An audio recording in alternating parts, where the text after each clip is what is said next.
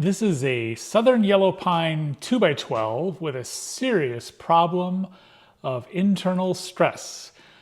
This is where I tried to rip it right down the middle and I had to stop right there because behind the blade, the kerf was closing up and binding up around the splitter. And this was as far as I could push it. I'm a little tempted to demonstrate that attempted rip cut on camera, but honestly, once the wood stalls, it's quite a job to extract it from the table saw. And I've already done that twice and I'm not eager to do it again.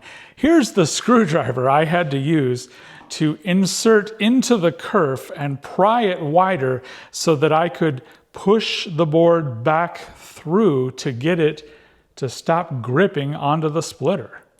Note that when I did this operation, I had the JESSM stock guides fully engaged here.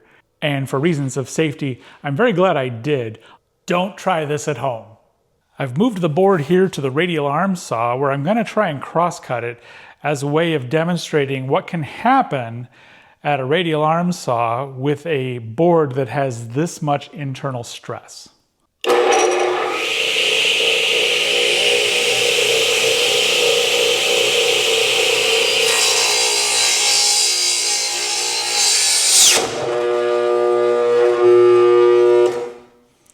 So as you saw there, even with a quality blade with a negative hook angle, the presence of all that internal stress caused the saw to self-feed very aggressively, and the motor stalled.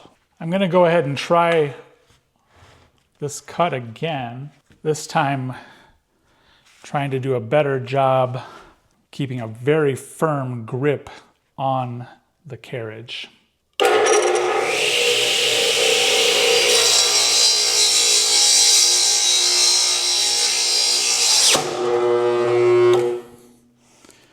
And I was no more successful the second time. And in fact, this time, the kerf has closed up around the blade so much that I'm having trouble getting the blade to back out of the wood. So I've grabbed the camera here so that I can show the kerf of this attempted crosscut, that it's kind of doing the same thing it did over on the table saw with the attempted rip cut.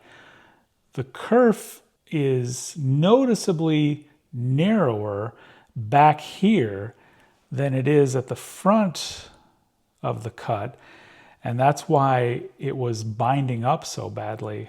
So now I have the angry board here on my sliding compound miter saw. Once again, I have a Chopmaster crosscut blade on this saw.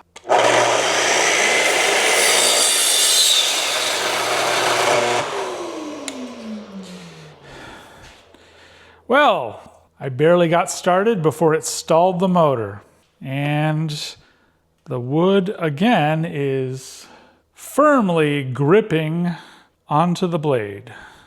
So I am losing the wrestling match of trying to get this board separated from the saw.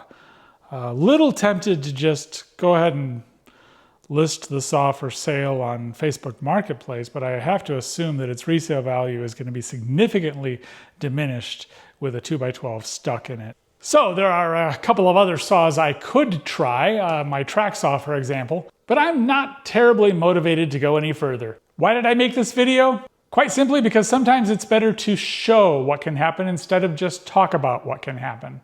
As for the project I'm working on, I'm gonna do what I would recommend anyone do if you encounter a board with this much internal stress. I'm getting another board.